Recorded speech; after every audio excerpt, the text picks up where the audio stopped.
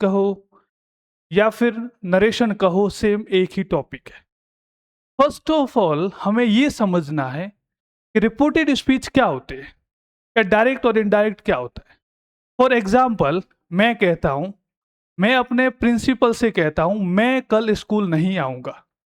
तो यही बात अगर मुझे मेरा एक फ्रेंड है वो प्रिंसिपल सर को बताएगा कि मैं स्कूल नहीं आऊंगा, तो इसको डायरेक्ट से इनडायरेक्ट में कैसे चेंज करेंगे, वो कैसे बदलेंगे। जनरली हम लोग क्या करते हैं, इसी स्टेटमेंट को जाके हम टीचर को बताएंगे कि मैं स्कूल नहीं आऊंगा। ये हम कंप्लीटली क्या करते हैं कि दूसरे की बात को हम किसी को बता रहे हैं, वो इनडायरेक्ट हो गया। दैट्स रॉन्ग, ये बिल्कुल गलत होता है। हमें ये समझने की जरूरत है कि कैसे, जैसे मैंने कहा मैं स्कूल नहीं आऊंगा, तो मेरा जो फ्रेंड है वो प्रिंसिपल को बताएगा कि सर ने कहा था वो स्कूल नहीं आएंगे। मीन्स वो सर मेरी बात को अपने शब्दों में उनको बता रहा है।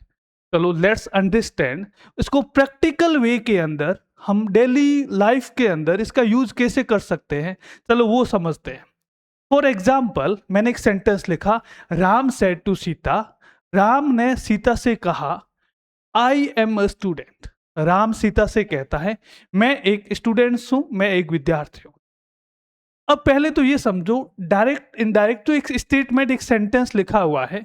इस सेंटेंस को दो भाग में, दो पार्ट में हमने डिवाइड कर लिया। पहला जो पार्ट है, राम सेड टू सीता, इसे हम कहते हैं रिपोर्टिंग वर्ब। इसे हमने नाम दे दिया रिपोर्टिंग वर्ब। राम ने सीता से कहा, सिंपली आपको ये याद रखना है कौन किसे कह रहा है, वो जो वर्ब होगी उसे हम कहते हैं रिपोर्टिंग वर्ब। दूसरा क्या स्टेटमेंट है, राम ने सीता से क्या कहा, आई एम स्टूडेंट। तो ये जो सेकंड पार्ट है इसे हम कहते हैं रिपोर्टेड स्पीच। सिंपली आपको याद रखना है, एक हो गया रिपोर्टिंग वर्ब, दूसरा हो गया reported speech. For example, father said to me, पिताजी ने मुझे कहा, वॉट वर यू डूइंग, तुम क्या कर रहे थे। तो दो बातें हो गई, पिताजी ने मेरे से कहा तो ये हो गई रिपोर्टिंग वर्ब, पिताजी ने मुझे क्या कहा, ये जो स्टेटमेंट है इसे हम कहते हैं reported speech. I hope you understand. अब इसको हम किस तरीके से इसको चेंज करते हैं, आपको इसके कुछ रूल्स याद रखने हैं। इसको सिंपल, बहुत सारे रूल्स आपको मिल जाएंगे ये लिखने के लिए, बट उतने नहीं, सिंपली आपको 5 रूल्स याद रखने हैं। पहला रूल जो होता है वो हमें वर्ब को चेंज करना। कौन सी verb, reporting verb first. Second, हम जो इन्वर्टेड कॉमा है उसको हम रिमूव करेंगे। इन्वर्टेड कॉमा को रिमूव करके हम इसके अंदर कनेक्टर यूज करेंगे। कनेक्टर में जैसे दैट हो गया, पॉजिटिव सेंटेंस है। अगर इंट्रोगेटिव क्वेश्चन है तो हम इफ लगाएंगे। उसके बाद में हम देखते हैं इसमें जो पर्सनल प्रोनाउन है उसको चेंज करेंगे। पर्सनल प्रोनाउन के बाद में हम इसके अंदर जो टेंस है उस टेंस को चेंज करेंगे। और इसके अंदर अगर yesterday, tomorrow, this time, today, तो ऐसे वर्ड होते हैं जो पार्ट ऑफ स्पीच। तो कुल मिला के 5 रूल याद होता है। पहला rule, just speak after me, मेरे साथ आप बोलना है इसको। पहला, reporting verb, change in the reporting verb. Second, use connector. Third, change in the personal pronoun. Fourth, change in the tense. और फिफ्थ जो है वो है change in the part of speech.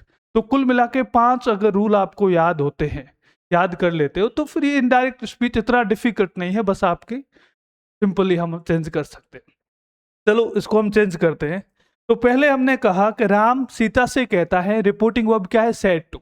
तो मतलब पॉजिटिव होगा तो सेड टू जो है वो बच जाएगी टोल्ड में। तो ये हो जाएगा Ram told to Sita, Ram told to हट जाएगा, राम टोल्ड सीता।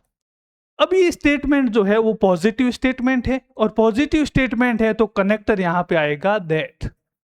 अब उसके बाद में आपको आई जो है वो फर्स्ट पर्सन है, I first person, second person you. तो आई फर्स्ट पर्सन है तो राम के अकॉर्डिंग चेंज होगा, तो यहां पे हो जाएगा राम की जगह पे ही, राम की जगह हो जाएगा ही, तो ही। अब जो टेंस कौन सा है, इसमें इजारिम है, इजारिम हेल्पिंग वर्ब चेंज हो जाएगी, तो टेंस जाएगा was were.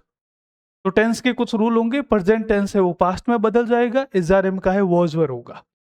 I am, he was a student. तो इस तरीके से हमने इसको चेंज कर लिया।